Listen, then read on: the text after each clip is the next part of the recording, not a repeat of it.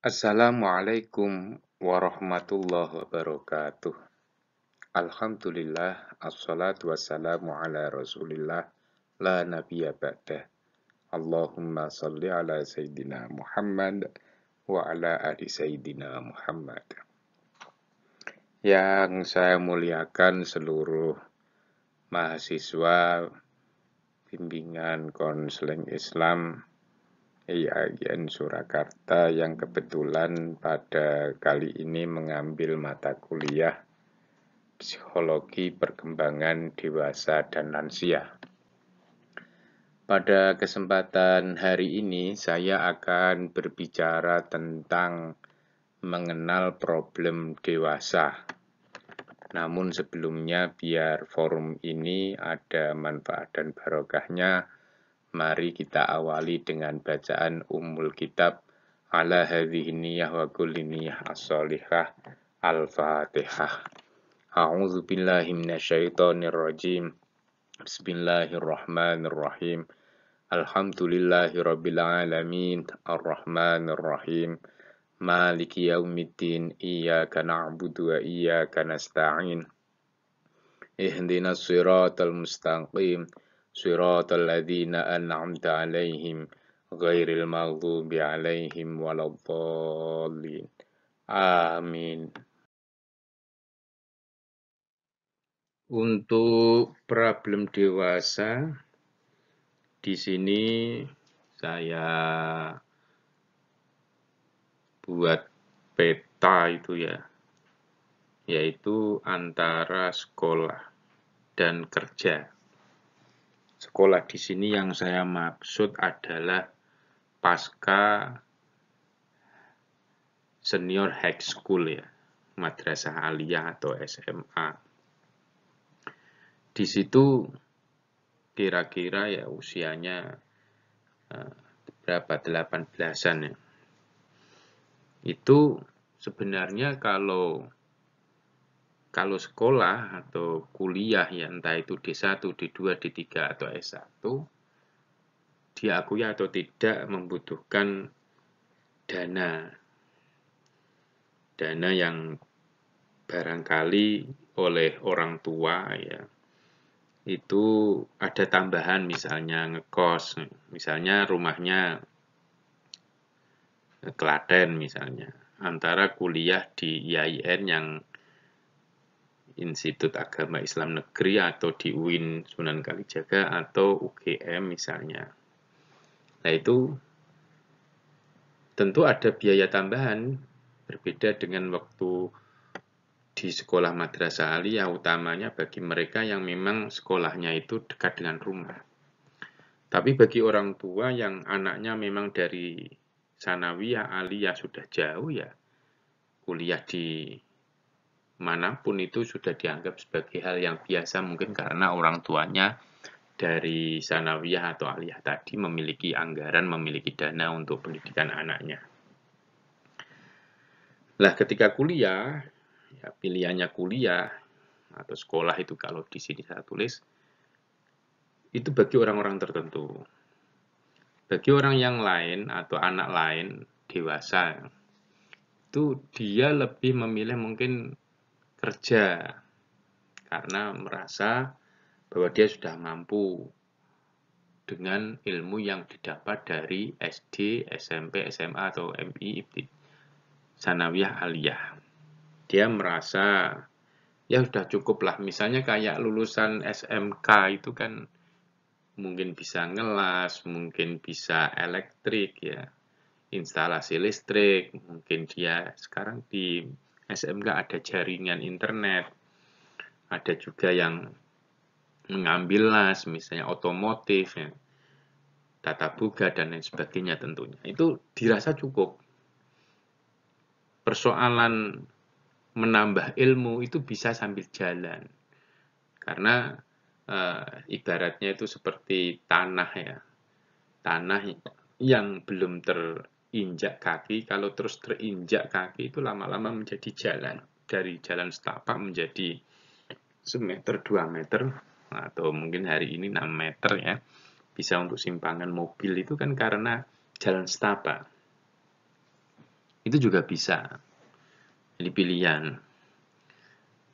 Dan saya sering menjumpai ada yang menjawab kenapa tidak kuliah, ya karena alasan tadi, ekonomi atau ragatnya, kemudian dia lebih lebih bisa membantu orang tua, barangkali seperti itu, mungkin karena salah satu dari orang tua mungkin sakit atau bahkan meninggal dunia sehingga butuh dibantu agar ekonomi atau istilahnya periuk rumah itu tetap terjaga. Itu pilihan. Kemudian yang kedua ada mencari pasangan hidup. Jadi setelah kerja mungkin setahun, 2 tahun, atau 3 tahun, utamanya bagi yang perempuan, menemukan pasangan hidupnya.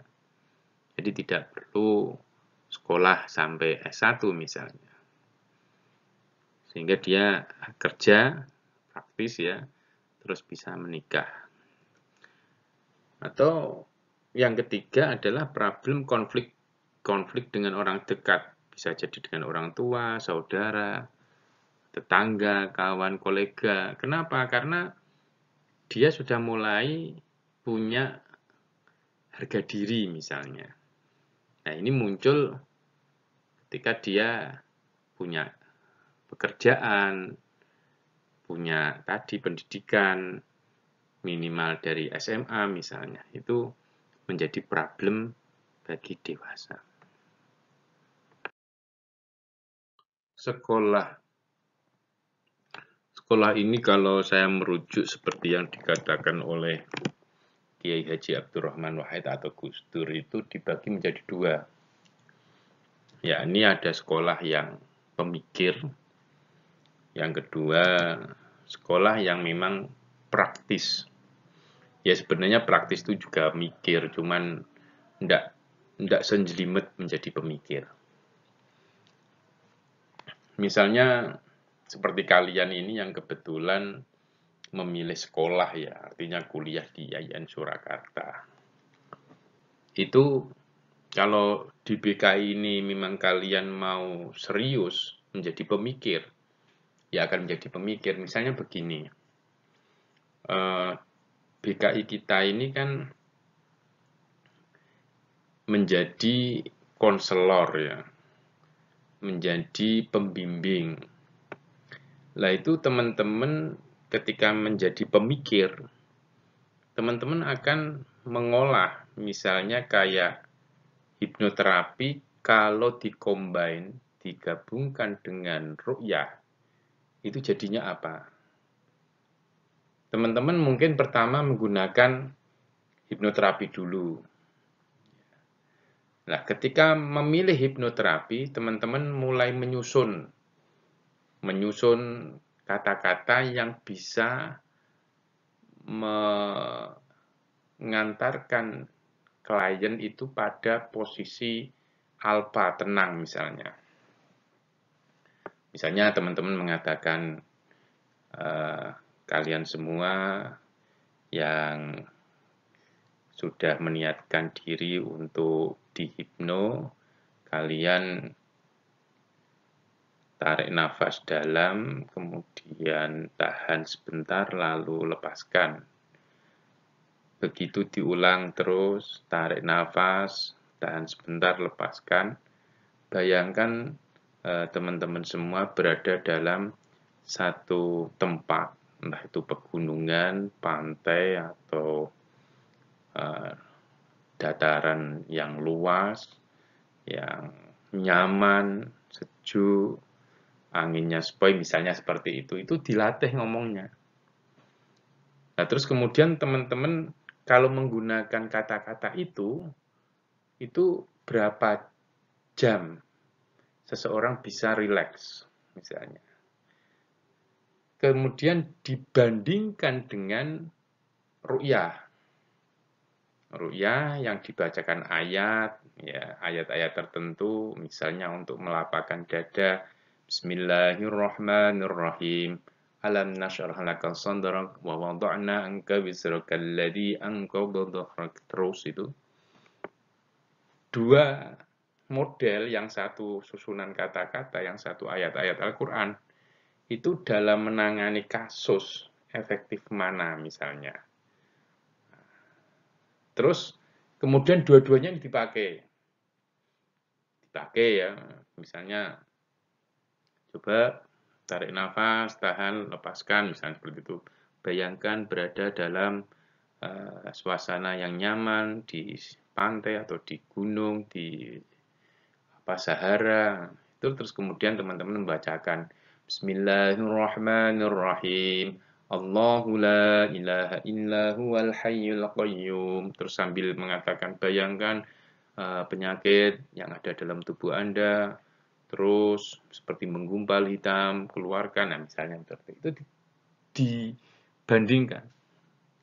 Terus sampai pada mungkin digunakan variabel ketiga, yaitu dengan tapping ya istilahnya, mengetuk-ngetuk tempat-tempat tertentu, titik-titik tertentu misalnya, dan lain sebagainya tentunya.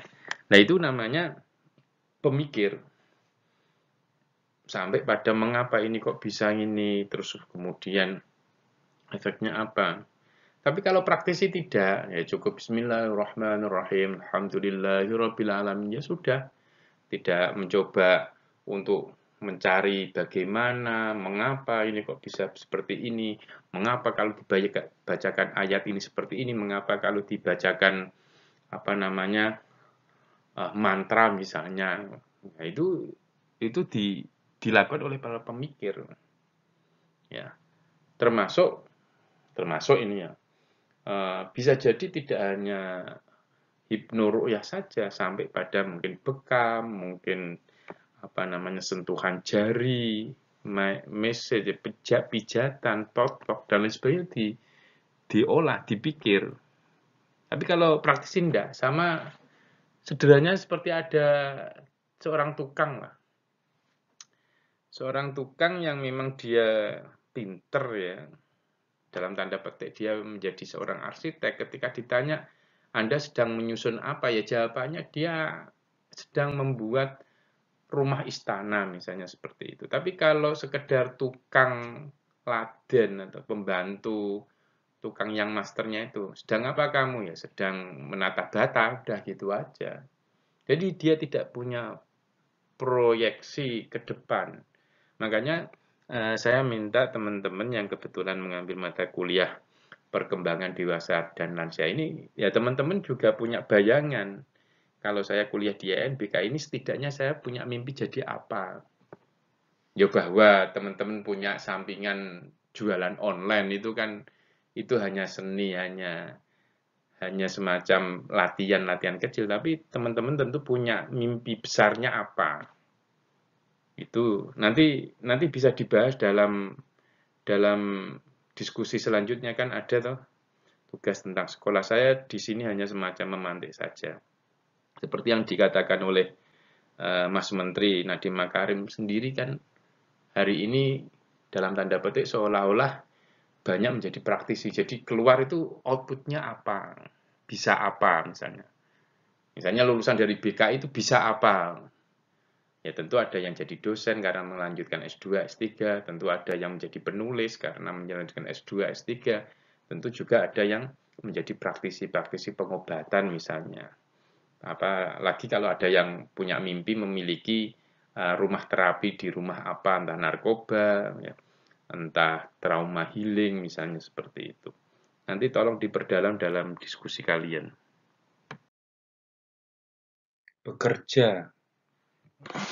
Ketika bekerja itu ada dua pilihan juga, yakni apakah mengembangkan milik sendiri menjadi bos, atau justru malah ikut orang lain, karyawan. Misalnya mungkin orang tuanya sudah punya bisnis ya, misalnya bisnis pakaian, mungkin rental mobil, mungkin fotokopi komputer, atau orang tuanya peternak ayam, sapi, kambing misalnya, atau pertanian misalnya. Dia mencoba untuk mengembangkan, karena ada mentornya, yaitu orang tuanya sendiri. Ketika dia ada persoalan, bisa tanya kepada orang tuanya bagaimana mengatasinya. Misalnya kenapa anaknya guru, dia lebih survive nih, bisa bertahan dibanding bukan guru yang mencoba keberuntungan menjadi guru. Kalau anaknya guru misalnya, dia mengajar kemudian mendapatkan honor yang barangkali tidak seperti yang diharapkan, itu orang tuanya ya sudah sabar saja, siapa tahu nanti keangkat menjadi ASN atau PNS atau yang semacam itu hari ini, seperti ada istilahnya dosen tetap non PNS, DTNP, dosen tetap non PNS misalnya seperti itu. Tapi kalau bukan dari kalangan guru ya, ketika ada masalah, wah iki sidik misalnya, ini dapatnya sedikit, mending jualan ya. Itu karena memang lingkungannya, milionya itu tidak mendukung. Dan nanti tolong diperdalam ya dalam diskusi kalian yang membahas tentang bekerja. Pasangan hidup ya. Jadi teman-teman bisa jadi kan selepas SMA langsung nikah, istilahnya pernikahan dini. Tapi ya itu hanya orang-orang tertentu yang mungkin ada yang secara ekonomi sudah kuat atau mungkin ada masalah misalnya. Tapi saya di sini akan berbicara kalau memang pernikahan itu jadi pilihan, itu setidaknya kalau menurut Rasulullah ya ada 4 pertimbangan, yakni karena wajah ya, mungkin cocok dengan wajahnya. Ada yang cantik belum nikah ya banyak, yang tidak cantik atau tidak ganteng itu yang nikah juga banyak. Yang kedua pertimbangan ilmu dan skill ya. Tingkat pendidikan, punya keterampilan, sehingga istilahnya al-malu yajri wara al-ilmi. Harta benda itu berjalan di belakang seberapa kapabel, seberapa banyak itu ilmu yang kita kuasai. Makanya ada istilah yang bisa merubah takdir ya dengan ilmu. Jadi karena ilmunya banyak, itu dia punya banyak agenda kegiatan. Ya meskipun juga ada kalau di Batal itu nama pinter itu kere ya. Ya itu ada, tapi kan tidak banyak. Orang yang punya ilmu ya dia akan terselamatkan sebagaimana firman Allah, yarfa'illahu alladhina amanu minkum walladhina utul ilma darajat. Jadi orang yang beriman dan berilmu itu akan diangkat beberapa derajat. Kemudian keturunan nasab itu. Jadi milieu ini menjadi penting karena kalau dalam nasab yang baik ya akan baik pula. Kalau buruk ya cenderung keburuk, bahwa ada yang buruk menjadi baik, yang baik menjadi buruk ya ada. Misalnya kayak Nabi Musa itu kan yang merawatkan Fir'aun. Itu meskipun dirawat oleh orang kafir ya jadinya nabi ya nabi. Tapi kalau Musa Samiri yang merawat adalah Jibril, meskipun yang merawat malaikat ya kafir, yaitu adanya hanya menjadi ibrah yang perlu kita ambil. Kalau punya keturunan baik ya tidak boleh sombong misalnya seperti itu. Dan kalau kebetulan nasabnya tidak baik ya tidak harus minder misalnya seperti itu. Yang keempat yang sangat penting adalah agama atau karakter. Jadi banyak orang membuat kata-kata misalnya, lu itu agamanya bagus tapi kok akhlaknya jelek ya. Ya itu anggap aja kasuistik itu aja. Tapi umumnya kan kalau agamanya bagus ya karakternya bagus. Kalau karakternya bagus, agamanya bagus. Istilahnya itu hablum minallah, hablum minannas. Baik kepada Allah dan baik dengan sesama manusia. Penutup, terima kasih atas atensinya. Mohon maaf atas segala kekurangan dan kesalahan. Bila ada pertanyaan, silahkan sampaikan di WA Group atau kolom komentar di YouTube. Bismillah, semoga ada manfaat dan barokahnya. Wassalamualaikum warahmatullahi wabarakatuh.